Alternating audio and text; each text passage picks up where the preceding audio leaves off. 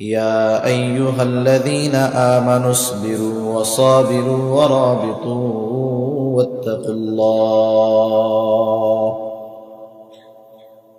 আল্লাহ তাআলা বলেন, হে ঈমানদারেরা, ইয়া আইয়ুহাল্লাযীনা আমানু ইসবিরু, তোমরা সবর করো, সবর।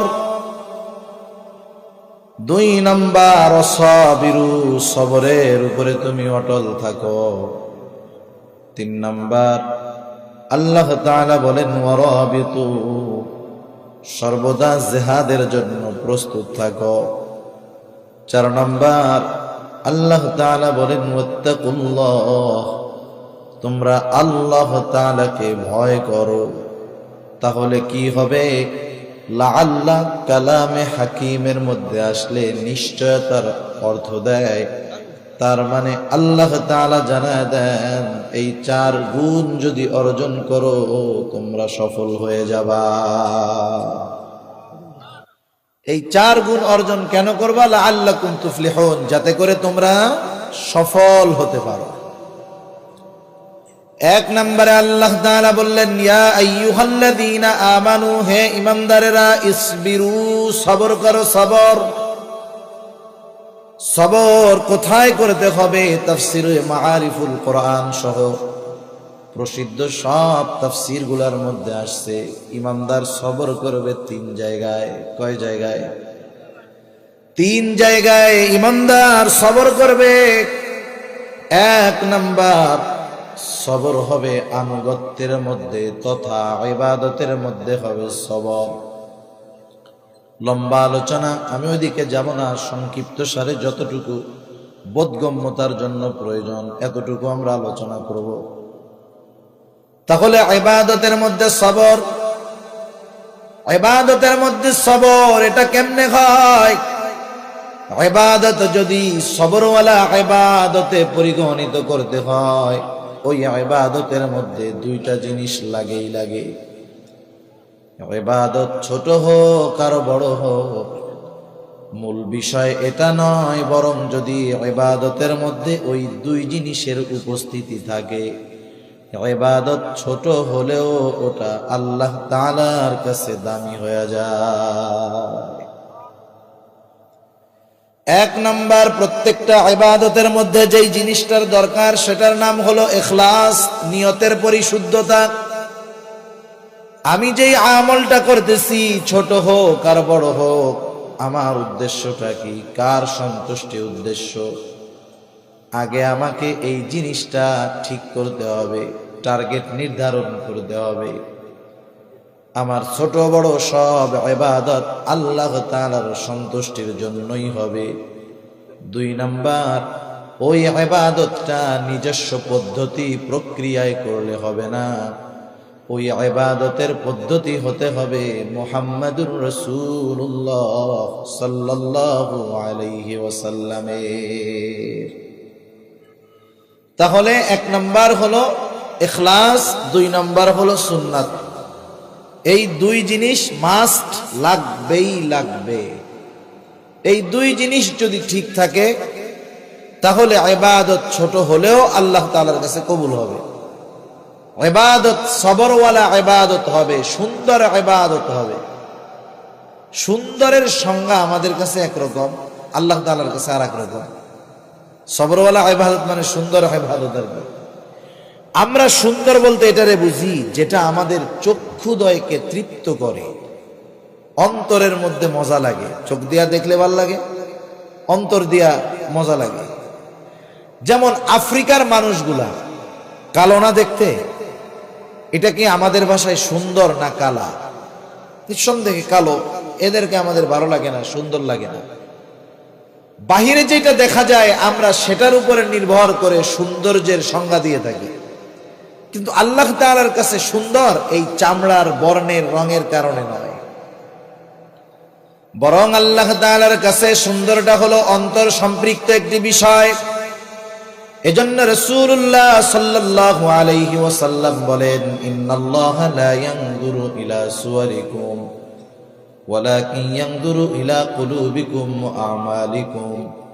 নিশ্চয়ই আল্লাহ তাআলা কারো সূরত দেখেন না, আল্লাহ তাআলা দেখেন না কে কত সুন্দর, কে কোন বংশের, কে কোন গোত্রের। আল্লাহ তাআলা এটা দেখেন না, বরং আল্লাহ তাআলা দেখেন বান্দার অন্তর। যার নিয়তের মধ্যে পরিশুদ্ধতা আছে, কোনো ভেজাল নাই, ইখলাসওয়ালা আল্লাহর বান্দা, ও যদি কালো হয় ও আল্লাহ তাআলার কাছে সুন্দর। সুবহানাল্লাহ। হযরত বেলাল রাদিয়াল্লাহু তাআলা আনহু হাবশি গোলাম, গোলামের ঘরের গোলাম, ইউথিপিয়ান লোক। আমাদের ভাষায় একটা মানুষকে দেখার জন্য অসুন্দর যা যা দরকার সব তার মধ্যে আছে।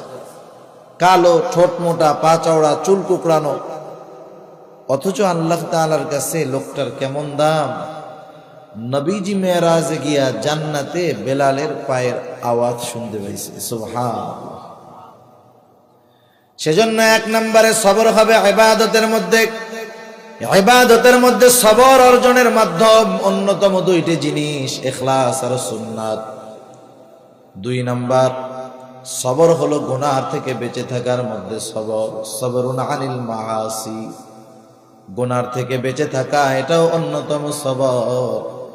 কিন্তু আফসোসের সাথে বলতে হয়, এখন তো এমন এক জামানা, এমন এক সময়, একটা সময় গুনাহ করার জন্য গুনার কাছে যাওয়া লাগতো, এখন গুনাহ করার জন্য গুনার কাছে যাওয়া লাগে না, গুনাহ পকেটে পকেটে নিয়ে ঘোরা যায়।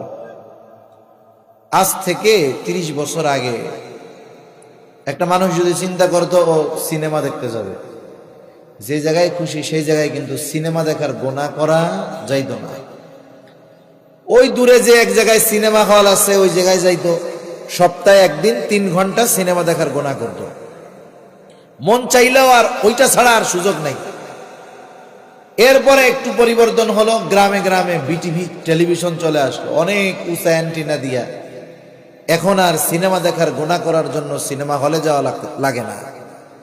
প্রতি সপ্তাহে জুমার দিন সুন্দর মতো সিনেমা দেখায় মানুষ দলে দলে, যেই বাড়ি টেলিভিশন আছে ওই বাড়ি গিয়া দলে দলে বসে বসে দেখতে। এরপরে বিদ্যুতের আগমন ঘটলো, ডিশেল লাইন। এক সময় আমরা ভাবতাম শহরেই মনে হয় শুধু ডিশেল লাইন থাকে, আসলে তা নয়। গ্রামে গঞ্জে প্রত্যন্ত অঞ্চলে একজন অভাবী দরিদ্র মানুষ নুন আনতে পান্তা পুরায়, তার ঘরের মধ্যেও ডিশেল লাইন পাওয়া যায়। তা এখন আর সিনেমা সপ্তাহে সপ্তাহে না, এখন ওই ডিশেল লাইন আসছে, প্রত্যেক দিনই সিনেমা দেখার গুনাহ করতে পারে। এরপরেও একটা বিষয় ছিল, গুনাহ নির্দিষ্ট একটা জায়গায় করা লাগতো।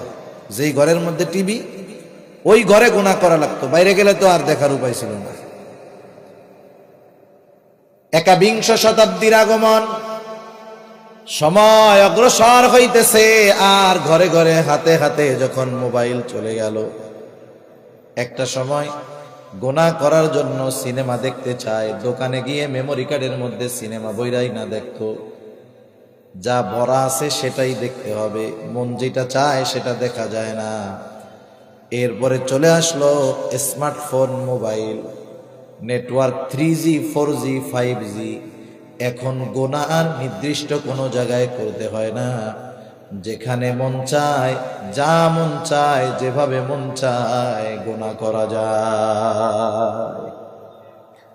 তার মানে দিন যাচ্ছে, গুনাহ করা সহজ, গুনার থেকে ফেরানো কঠিন হয়ে যাইতেছে। আইন করে মানুষকে গুনার থেকে ফেরানো যায় না, আল্লাহর ভয় না থাকলে।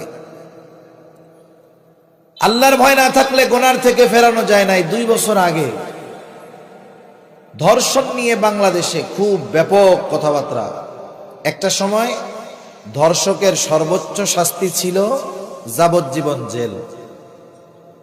প্রমাণিত হলেই যে তাকে যাবজ্জীবন জেল দিত তা না, এটা হলো সর্বোচ্চ শাস্তি। বিজ্ঞ আদালত, বিচারক যদি চান বেকসুর খালাসও দিয়ে দিতে পারেন। এরপরে আন্দোলনের পরে সর্বোচ্চ শাস্তি হলো মৃত্যুদণ্ড। সবাই যে মৃত্যুদণ্ড দেয় তা না, কিন্তু বিচারক যদি বিবেচনা করেন একে যাবজ্জীবন দিব, পারেন, 10 বছর জেল পারেন, 5 বছর জেল পারেন।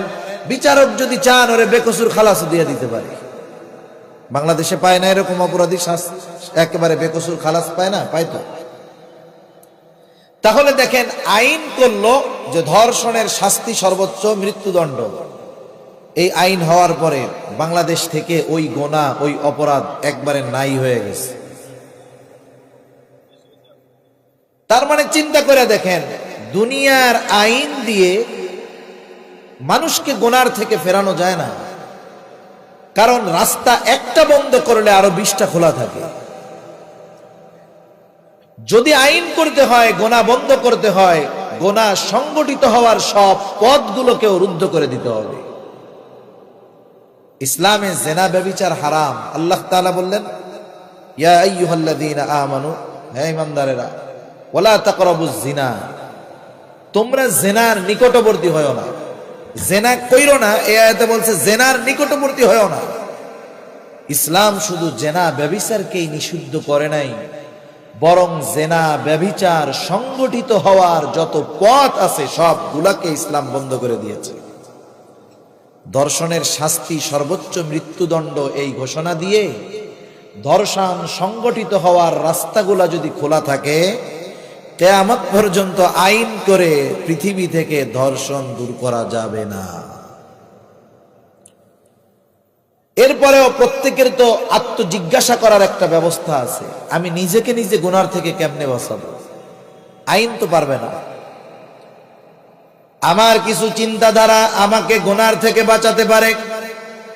আমার নিজের পরিবর্তন যদি হয়, আমি যদি নিজেকে পরিবর্তন করতে পারি, গুনার থেকে বাঁচা সম্ভব। কয়েকটা বিষয়ের খেয়াল যদি সর্বদা আমি অন্তরের মধ্যে রাখতে পারি, গুনার থেকে সবর করা তথা গুনার থেকে বাঁচা সম্ভব। এক নাম্বার যেই বিষয়টা আমরা খেয়াল রাখবো, আল্লাহ তাআলা বলেন, ওয়ালাকাদ খালাকনাল ইনসানা ওয়া না'লামু মা তুওয়াসওয়িসু